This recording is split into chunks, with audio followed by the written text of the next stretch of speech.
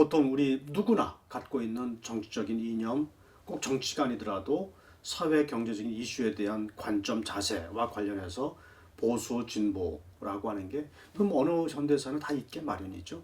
우리 사회에서는 이것이 좀 혼란스러워요. 선진국에 비해서 서양 역사에 비해서 조금 이렇게 혼란스럽게 쓰이고 있어서 정돈을 좀 할까 싶은 생각을 갖고 있어요. 개념적으로 원래 출발은 보수 진보 외에도 좌파 우파 이런 개념도 같이 쓰이고 있는데 어떤 경우는 이제 뭐 서로 중첩돼서 쓰이기도 하고 하죠. 근데 어쨌든 진보든 좌파든 이거는 기존 사회에 대해서 여러 가지 불만 문제를 제기하고 변화시키자. 그 변화의 폭도 사실은 좀 더 빠르게 급진적으로 아주 심한 경우에 혁명적으로 이렇게 바꿔 나가는 쪽을 선호하는 관점이 진보 혹은 좌파. 그리고 상대적으로 기존 사회를 안정시키고 안정적인 토대 위에서 점진적인 개선, 변화를 추구하자라고 하는 게 사실은 우파 혹은 보수. 그래서 한마디로 얘기하면 보수는 기존 질서 혹은 규범 혹은 전통적으로 내려오는 여러 가지 질서를 선호해요. 그걸 중요시하고 그곳에 그 오래전부터 우리 선조들이 차곡차곡 쌓아왔던 지혜가 그 안에 담겨 있다라고 믿어요. 그래서 그거를 쉽게 함부로 손대거나 좀 문제가 보인다고 해서 뒤집어 엎으려고 하는 것에 대해서 근본적으로 싫어해요. 그래서 그런 토대 위에서 가능하면 차근차근 변화를 모색하자라고 하는 게 사실은 보수의 기본적인 입장이에요. 근데 진보는 기존 사회가 갖고 있는 기존 질서 혹은 전통이 갖고 있는 문제를 크게 봐요. 여러 가지 문제들에 대해서 이거는 얼마든지 인간의 이성에 의해서 그 인간 사회의 계획에 의해서 이거를 고쳐갈 수 있다. 그걸 통해서 인류 사회가 진화하거나 더 좋은 이상 사회를 향해서 접근해 갈 수 있다. 그러니 당연히 빨리빨리 고쳐가야 된다. 우리가 인간 사회가 계획하고 설계하고 디자인하고 어떤 목표를 향해서 이거 전략을 세워서 이걸 바꿔가야 된다라고 주장을 해요. 그러니까 기본적인 관점이 사실 달라요. 근데 어느 것이 여기서는 어느 것이 옳다 그르다라고 하기가 난처해요. 다 일장일단이 있어요. 근데 이제 어느 사회에서는 상대적으로 보수적인 그런 철학이나 세계관이 그 사회를 위해서 긍정적인 역할을 할 때가 있고 어느 시대적인 상황에서는 진보 진영이 더 역할을 요구받는 때가 있는 거예요. 이것이 어느 시대에서나 어느 상황에서 항상 어느 쪽이 옳다, 필요하다 이렇게 주장하는 것은 그건 좀 조금 뭐라고 할까 안 어울릴 수 있어요. 자, 그렇게 보면 이제 그런 기본적인 관점에서 개인과 사회의 관계를 보는 관점, 정치 체제를 보는 관점, 경제 체제에 대한 생각, 그리고 여러 가지 최근 사회에 와서는 다양한 쟁점들이 등장하고 있어요. 예컨대 낙태를 어떻게 볼 거냐, 예를 들면 동성애에 대해서 어떻게 볼 거냐, 등등등등. 그러니까 지금 계속 새로운 쟁점들이 막 등장하고 있는데 그 등장하는 쟁점들을 어떻게 평가하고 바라볼 거냐에 대해서 이 보수와 진보가 이 입장이 갈리고 있어요. 자, 그러면 하나하나 보죠. 먼저 개인과 사회의 관계라고 하는 게 있어요. 보수 진영에서는 개인의 책임을 더 강조해요.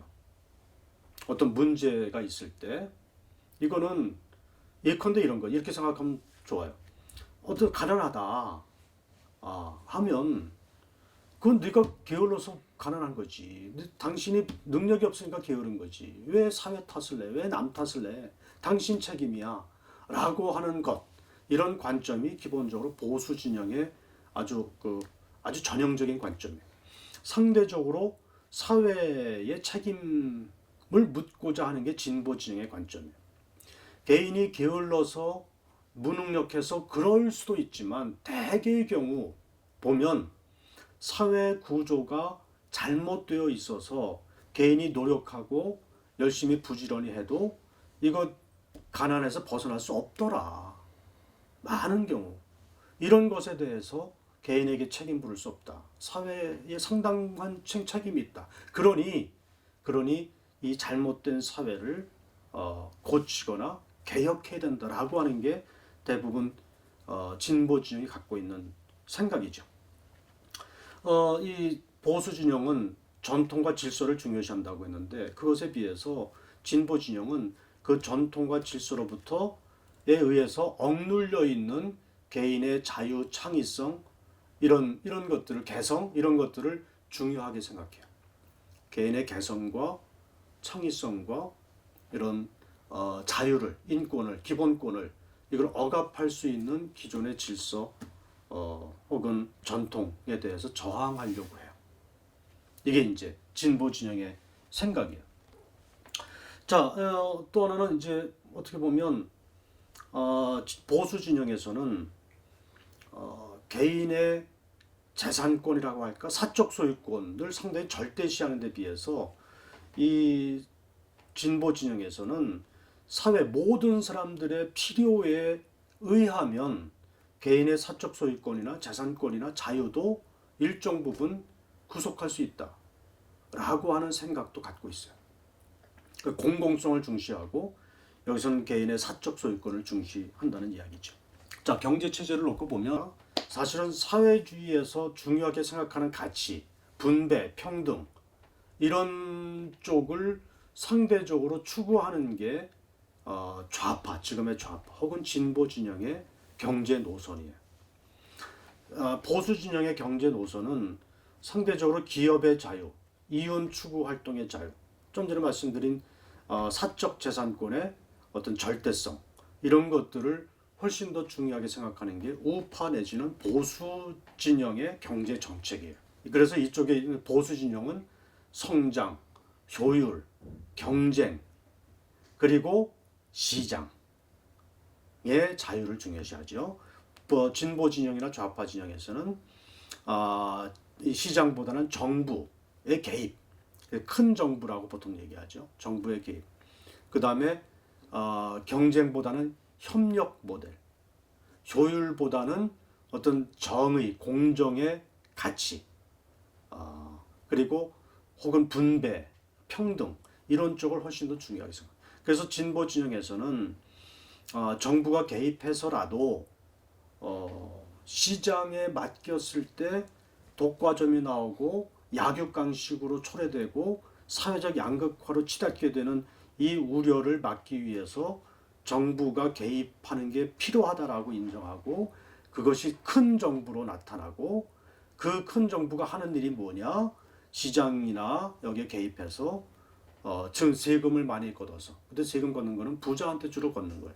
부자한테 세금을 걷어서 사회적 약자, 소외계층한테 분배하는 그래서 분배, 사회적 양극화를 좁히고 혹은 사회를 통합시키고 약육강식을 좀 해소하고 사회적 양극화를 줄이는 이런 쪽의 모델이 진보 내지 좌파 진영의 모델이에요.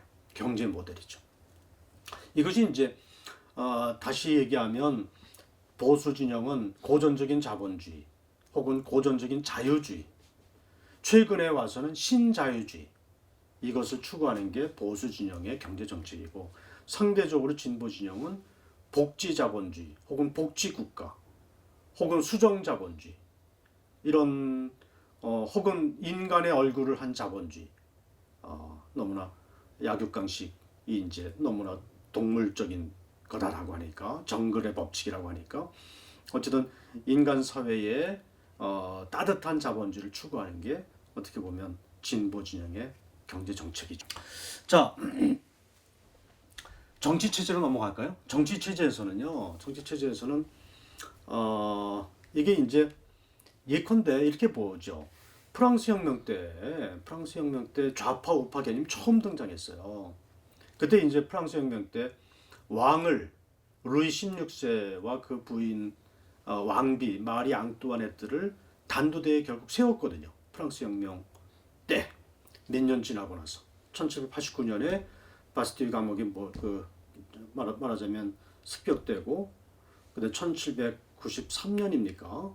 1월 달에 루이 16세를 단두대에 세우고 그해 10월 달에 마리 앙뚜아네트까지 단두대에서 처형을 했거든요.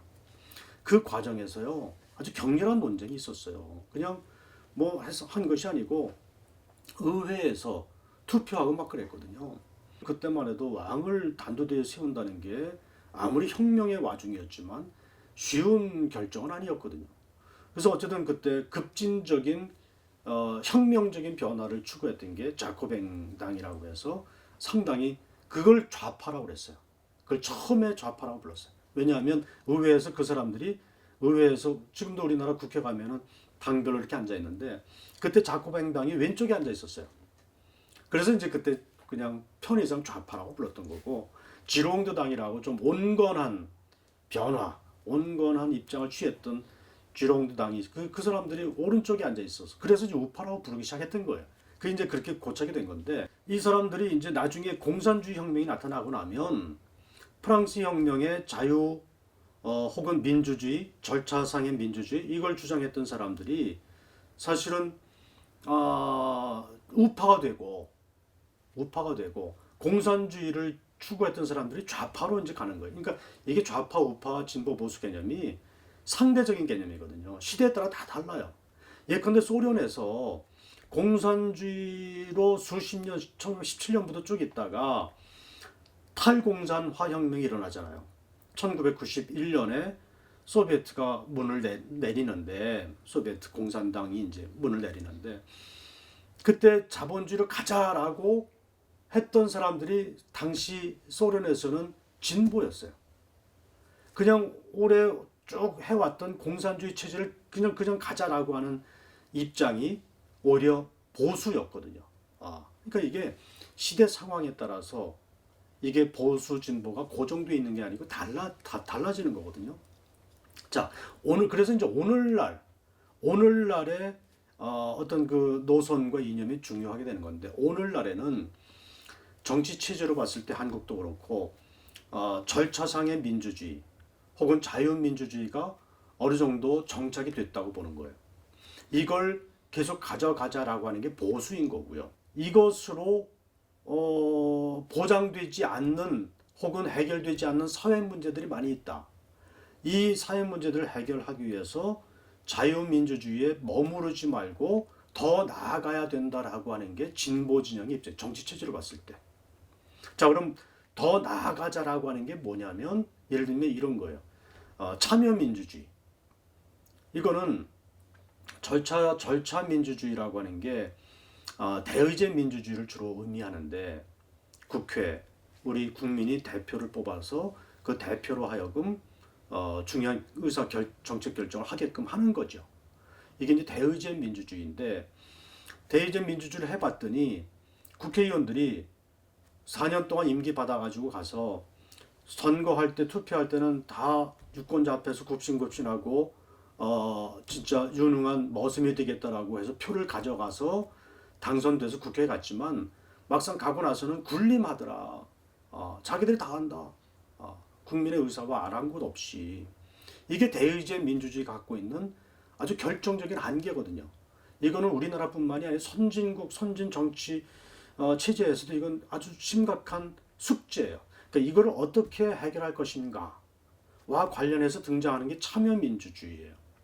그래서 이제 국민이 참여하는 거를 혹은 주인된 권리, 주권을 행사하는 거를 투표에만 한정하지 말고 일상적으로 중요한 의사결정에 국민들의 의견이 반영될 수 있도록 좀 참여의 통로를 좀 넓히자, 일상화하자라고 하는 문제의식이 참여민주주의거든요. 그러니까 예를 들면은 국민들이 뭐 중요한 국가의 중요한 결정에 대해서 국민 투표를 한다든가 혹은 국민 소환제를 한다든가 우리가 뽑아서 보냈는데 엉뚱하게 해? 그러면 국민들이 투표해가지고 그 선출직이지만 임기 중에 그냥 파면하는 거예요. 국민이 파면시키는 거예요. 이게 지방자치단체 차원에서는 이루어지고 있어요. 시장, 지사, 시의원, 구의원들은 주민 소환제가 법에 되어 있어요. 근데 국회의원들은 안 돼 있단 말이에요. 국회는 안 돼 있어요. 대통령은 탄핵제도가 있지만 국회의원들은 4년 임기가 다 보장돼 있어요. 자, 그래서 이제 그런 국민 소환제를 도입하자라고 하는 게 최근 우리나라 이제 중요한 이슈 중에 하나예요. 자유민주주의는 이 경제 활동의 자유와 그 다음에 최소한의 대의제 민주주의를 합친 개념이 자유민주주의인데 이렇게 하다 보니까 경제적인 문제, 여러 가지 사회적인 문제, 불평등 문제, 양극화 문제는 민주주의가 아무 손도 못 대더라. 이런 논의가 전 세계적으로 있는 거죠. 있어서 이 문제를 민주주의라고 하는 정신에 입각해서 해결하자라고 하는 게 예컨대 경제민주주의고 사회민주주의고 산업민주주의고 이런 개념들이 나오는 거예요. 산업민주주의는 산업 현장에서 노사 간의 대등한 힘의 균형을 확립하자라고 하는 개념이고, 경제민주주의는 여러 경제 주체들, 대기업과 중소기업, 소비자와 생산자, 그리고 경제적 부유층과 상층과 하층, 이런 다양한 경제 영역에서의 주체들이 있는데 이들이 너무나 양극화되어 있거나 어떤 대기업, 대재벌, 독점기업 혹은 경제적 상층, 이 사람들이 사실상 경제 권력을 마음대로 휘두르면서 경제 사회가 피폐화되고 우리 양극화되고 그러면서 사회 불안이 오고 이것이 오히려 자유민주주의까지도 위협하는 단계까지 간다. 그래서 이래서는 안 되기 때문에 경제 영역에서도 좀 힘의 대등한 관계를 하자. 이게 우리나라 헌법에도 명시돼 있어요. 87년 헌법에도. 이게 경제 민주주의예요.